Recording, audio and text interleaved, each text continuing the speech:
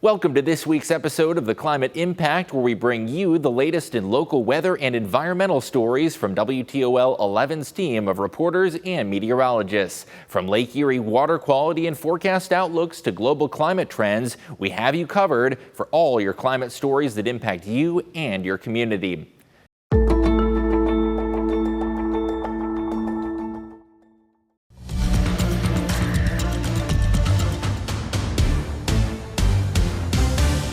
Welcome to this week's WTOL 11 Weather Impact. I'm meteorologist Matt Willoughby, and this week we're breaking down all things hurricane. And a very specific topic we are talking about is exactly why do hurricanes, tropical cyclones are getting stronger, and why are they getting stronger over the years? Well, to break down that first, we have to explain to you at least the different categories we do see within a hurricane and what you can expect either from Category 1 to Category 5 hurricane and some of those characteristics that you do see in that. So for that, we got to lay out at least a diagram for you and at least show you exactly what that can exactly look like. And we have our diagram right here for you. So a Category 1 hurricane, typically you see some gusty winds and likely some small storm surge, really not impactful as what we used to see. But you go from a Category 1 to Category 2, that's when we really start to see those stronger winds, likely a 74 to 95 plus mile per hour wind gust, and you really start to see that storm surge come onto shore. But then one of the more major categories we talk about is the Category 3 hurricane. That's when it really starts to get serious, and you can even see storm surge up to 5 to 9 feet, and you see some of those trees blowing in the distance. Yeah, that's when we really start to see those strong winds over 100 miles per hour. But you get into Category 4. This is when we really start to see those gusty winds that you're seeing right now, and likely those strong wind gusts in Category 5. The most serious one and strongest one, this is when you could really see a house almost removed from its foundation, and that storm surge likely anywhere from 15 to 20 feet. So this is one of the more serious ones we talk about, and dangerous as well as those winds that rain whips around our area as you go throughout a Category 5 hurricane. So with that, we're going to break that down and pretty much explain to you why exactly are they getting stronger. Well, it all has to do with those warmer climates and warmer conditions we are seeing at least over the past 60 to 70 years. So with that, those warmer waters mean more fuel for those hurricanes and likely heavier rain and even higher storm surge when it does come to those storms and hurricanes. So we can break this down a little bit more for you. The Gulf of Mexico specifically, when we talk about those warming oceans, that means it impacts the hurricanes, only also water quality, but marine ecosystems as well. It's really the thing we talk about when we talk about those warming oceans. And as it continues to warm, we'll likely see more rapid intensification with those hurricanes as we go throughout the years to come. So we talk about ocean heating up across the entire world. Well, we've seen about a 2 to 3 increase with those ocean waters, and that may not seem much, but if you at least total that up over the last 100 and almost 20 years, that really is a lot when it comes to warming oceans. So we're already above average almost across the entire area when it comes to sea surface temperatures being above average and those increasing. So this past year or this past week, we've already still seen temperatures into the 80s, even mid 80s. And keep in mind, it is October right now, and we're seeing sea surface temperatures still into the mid 80s throughout the Gulf of Mexico, which is still primed for some strong development within tropical cyclones. We can break this down even more throughout the year. So far this year, you can really see that line right there for 2024. We've seen above average temperatures when it comes to sea surface temperatures across the world. And even 2021 was a record year where we saw pretty much every year before that below that. But this year and last year, we've seen record amounts of warming across those sea surface temperatures across the globe. As we look at Hurricane Milton, though, we talk about rapid intensification. Well, with the Gulf of Mexico being still so warm in the month of October, it underwent rapid intensification. One of the fastest ones to do this that we've ever seen in our lifetime. Just around Monday at 2 a.m., it was a Category 1 hurricane. It went from Category 1 to Category 2 in just 3 hours. And likely 2 hours later, it was a Category 3 hurricane. It didn't stop there, though. As we went throughout at least a Monday around 9:15, Category 4 hurricane. And just before 12 p.m., it was a Category 5 hurricane. So in less than 24 hours, this hurricane went from a Category 1 to Category 5 strength, and that is all due to those warm waters and rapid intensification. As you look at least temperatures and carbon dioxide, they pretty much coincide with each other the last few years. This is not really a good thing for us when we talk about carbon dioxide and also temperatures. This really lines up perfectly almost when we talk about those warmer temperatures and also carbon dioxide, which really hurts our Earth out there as you go throughout pretty much the last several years. So with that, you can pretty much coincide that together and also really understand that if we have more carbon dioxide, then we'll have more ocean acidity out there as well. So if we dissolve carbon dioxide, then that means less acidic waters and also less warmer waters out there, which will really hurt that hurricane development and tropical storm development. So that's one thing we really do talk about when there is tropical development. One of the things we can do for some solutions to clean energy, or we can have zero emission vehicles. That will really help with at least that carbon dioxide, and also battery electric cars will really help with that as well. When we talk about clean alternatives to vehicles, that fossil fuel, that will decrease those fossil fuel amounts that we do let out in the atmosphere, and hopefully bring down those global emissions we do see every day. Also, wind power. That is one of the things when we talk about electricity, at least electric power makes up about 25% of U.S. emissions. But if we use wind turbines, that will really help us save on electricity and also those emissions that we continue to let up into the atmosphere. So these are a few things that why are those storms and tropical storms getting stronger and stronger? And some of the solutions that we can use as we go throughout the next 50, 100, even 150 years that will have to be at least implemented to save our Earth and at least save us from those stronger tropical cyclones. This has been this week's WTOL 11 Weather Impact. I'm meteorologist Matt Willoughby. Thanks for watching.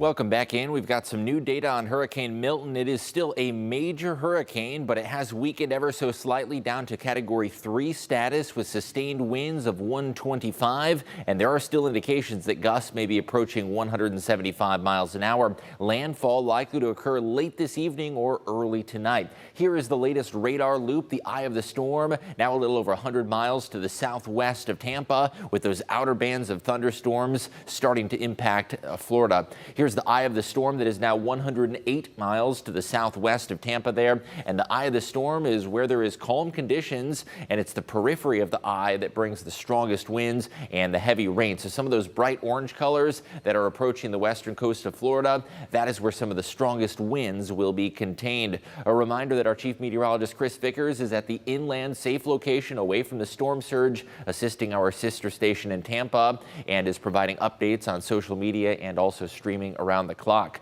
In addition to the hurricane threat, there is going to be a tornado threat as well, mainly for the central and eastern part of the state. There's an enhanced risk of severe weather, and this is pretty common with tropical cyclones. You get so much rotation in the atmosphere that you get tornado warnings. There are currently tornado warnings in effect for much of the eastern part of the state, closer to the Atlantic side. In terms of the winds, we are seeing gusts that are already cranking up to 56 in Tampa, 39 in Fort Myers, and looking at winds that are still gusty on the eastern side of the state as well. And there's the eye of the storm. And as that eye approaches, the winds will intensify late this evening. Landfall is still expected late this evening or early tonight, and that landfall likely to be as a Cat 3. It is still going to be considered a hurricane by the time it reaches Orlando and will bring some strong winds to the entire Florida state. Now, many folks have wondered what exactly constitutes landfall, and that's a valid question because there are some different opinions or different thoughts on what landfall is. So the technical definition is when the center of low pressure or the center of the eye intersects with the coast. So not just the edge of the eye, but the middle part of low pressure. And what's interesting is landfall does not always coincide with where the strongest winds can occur. The strongest winds could be before or after that landfall. So when is landfall going to happen? Some model data does show late this evening some of those strong winds on the periphery of the eye of the storm occurring, and it's still going to be a hurricane by the time it heads towards Daytona Beach and Orlando. warning tonight as Hurricane Milton moves through the state of Florida. Scammers could be chasing down the storm to target people in their time of need. And it might happen closer to home as you may consider donating to agencies and those helping out. Andre Norrells is live to explain how to avoid becoming a victim. Andre? Yeah, Jeff and Kelly, there are a lot of good people who are actually collecting money for those who need it, like the Red Cross, or offering their help for repairs. But unfortunately, there are some bad actors, and we want you to know what to do so you don't get scammed.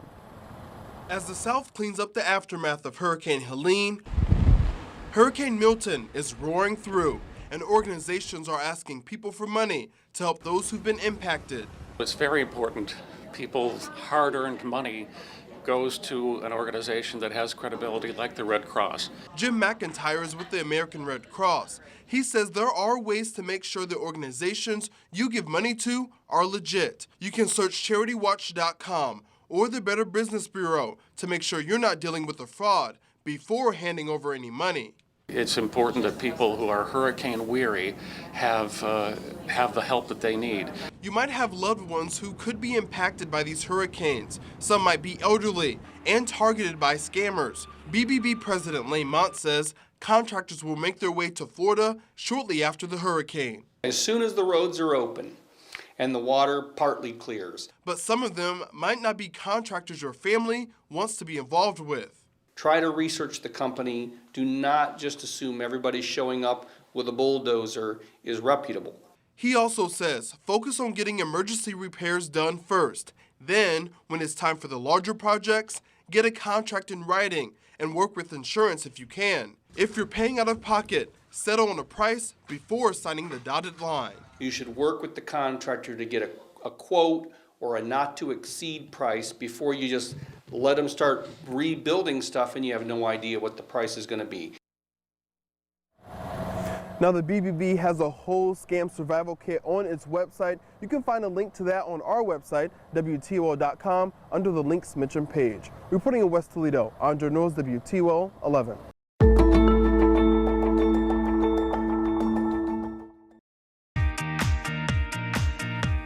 Welcome back to Good Day. Many of us live in urban areas in the city, which doesn't really show us where food comes from or how it's processed. But the Ohio State University Extension is here in the city, helping adults and kids alike learn about food, growing it and understanding it. Megan Arnold is here this morning with more on Urban October. Thanks for being here today. Thanks for having me. So what is Urban October? Sure. So Urban October is an opportunity for us to celebrate the work that Ohio State University Extension and other extensions throughout the country do in our urban areas.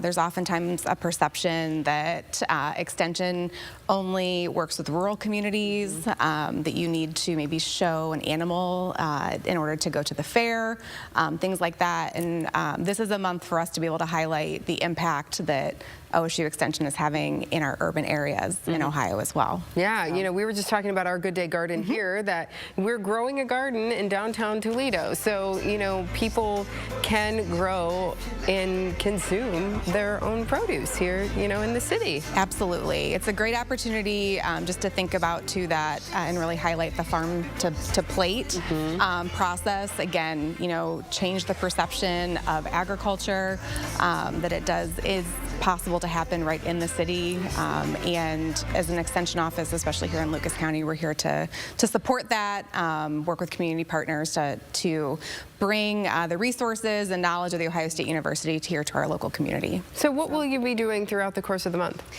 So this month is really focused on, in this year's Urban October is focused on youth and empowering youth.